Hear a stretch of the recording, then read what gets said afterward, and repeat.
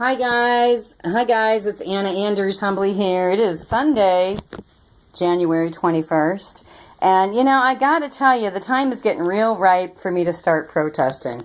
And I know it, and I'm gonna do it. It's not a matter of if, it's a matter of when, what time, and where, and how, and blah, blah, blah. And I gotta tell you, I'm so grateful, and I'm not hateful. I'm so grateful that people are even showing up to ask me, Anna, how can I help? Anna, how can I help? That is so cool. So I just want to give a shout out and say thank you to the people that want to help me with this cause. And so I'm so grateful for that. And on that note, Grandma Anna here was contemplating, meditating, and thinking this morning, as I always do, why is it necessary to even have to do this, okay?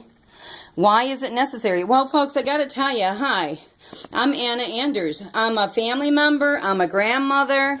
I'm a sister, I'm a niece, I'm a cousin, I'm a family member to a big family. And our family is the Cleveland abduction story. Gina DeJesus is my cousin Nancy's daughter. And I, Anna Anders, had to do activist work to get Gina home, and I did, with my cousin Nancy Rose's permission in her backyard.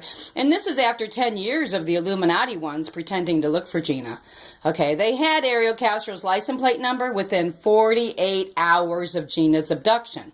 Now, how did the authorities, the local Illuminati authorities, have the license plate number of Ariel Castro? Simple, because Brian and Eric Poindexter, and I did not stutter, from Brook Park, Ohio, were driving directly behind Ariel Castro's vehicle exactly when he was approaching Gina to abduct her. Their vehicle had to slow down because he started talking to Gina from the street. And Gina was on the sidewalk at 105th and Fidelity. So what happened? Brian was driving the car, and he noticed Ariel Castro's license plate number because it was a vanity plate. When you have a vanity plate, your plate numbers are all capital letters. Excuse me. But in the meantime, Brian noticed the plate number and then said, dude's talking to chicks. So they pulled along, went on their merry way onto Elmira Avenue where they lived. When they turned the corner at 105 in Elmira, Brian, he immediately swerved his car around and went back because he told his brother, Eric, that he didn't have a good feeling about it. Well, Brian, you were right. Gina would be chained to Ariel Castro's wall for 10 torturing years. And you want to know why? Because Gina had a relative trying to make some peace flags. And that would be me, everyone. Anna Anders, humbly here on the YouTube channel here today on January 21st, 2018. I was making peace products in 2003 in corrupt Illuminati Cleveland, and we were getting ready, and we were going public with our work. We were going very public with our work, but see, when the people that did 9/11/01, when you come from corrupt Illuminati Cleveland, you can't have a peace activist making peace flags. You can't have a family, you can't have a family supporting that cause, because you would rather have a family running in different directions looking for a missing person times 10 torturing years. See, that makes more sense to the corrupt and evil ones that did the designing of 9/11/01.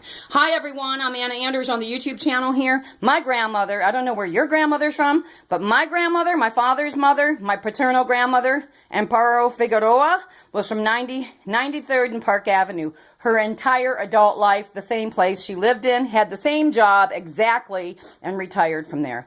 So when 9/11/01 happened, and I happened to be in Flagstaff, Arizona, which, by the way, is where they trained the Illuminati ones, CIA and FBI and all that happy stuff. Like George Bush, Senior and Junior, Skull and Bones, bad boys. Okay, you know about them? I hope you do, because if you don't, you need to learn about them, because they really were Skull and Bones boys. Okay, and Prescott Bush was George Bush Senior's father. He was Hitler's banker. So the whole 9/11 events was related to the Shankster thugs. Skull and Bones, Illuminati planning and stuff, PNAC, Project for a New American Century. But anyways, back to what I said. The time is ripe, and it's right now to start protesting. And I was praying and meditating this morning, and I said, well, God, what would I was kind of actually thinking about my grandchildren and my granddaughters specifically. And I thought, what would I want them to do? What would I want them to do if they were experiencing anything unjust, if they witnessed any corruption, okay, and cover-up by people that lied? See, shady people lie. Shady people sabotage. Shady people censor. They do all kinds of shady things, and that's what shady people are going to do. But now peaceful people, they're going to expose, they're going to shine some light. They're going to shine some light on the subject of shadiness. So that's what peaceful people do. We expose the corruption and the disruption of human life and human values. And that's kind of like what MLK and JFK and Gandhi was trying to do. And, you know, when those guys tried to do those things, and John Lennon too, and JFK Jr., when those guys tried to shine some light on the subject matter, what happened to each one of them? What happened to each one of them, including JFK Jr.? His plane went down in the waters, and nobody went out to look for him until the next morning or the next day. Now, you can talk to his uncle, I think it's Ted Kennedy, about that one. I'm humbly Anna Anders here on this YouTube channel, and I got to tell you, I'm like, God, what do I do, God? What do I do? And this morning, I opened my book here, okay, hold on. I opened my book here to the meditation reading of Trust Your Higher Power. There is some higher intelligence at work in us. It knows what it's doing and is trying moment by moment to guide us, to show us, to teach us, and love us. It is trying to help us become all that we can be. In order to do that, it has to guide us through our own healing process. And at times, this may be uncomfortable, but eventually we are able to see the necessity and perfection of each step that we have taken on this journey. And I am learning to recognize and accept my higher power. I am learning to trust and to rely upon my higher power. I'm going to tell you guys something.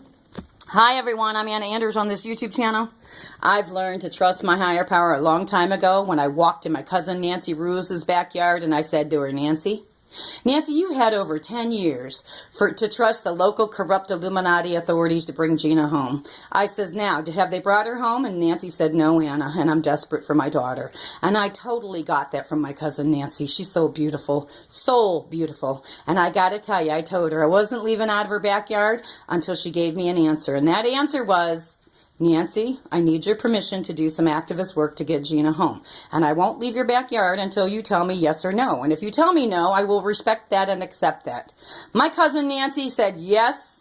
And so I told her. Then that exact moment, all bets were off, and I would proceed to look for Gina in the corrupt Illuminati streets of Cleveland. And that's exactly what I did. Made some activist signs, and my children know it, and my family know it. And I hit the streets of corrupt Illuminati Cleveland heavy duty. I was actually and factually exactly on Ariel Castro Street. I was at Scranton Church, St. Michael's Church, and Mega Church, and they can all verify that.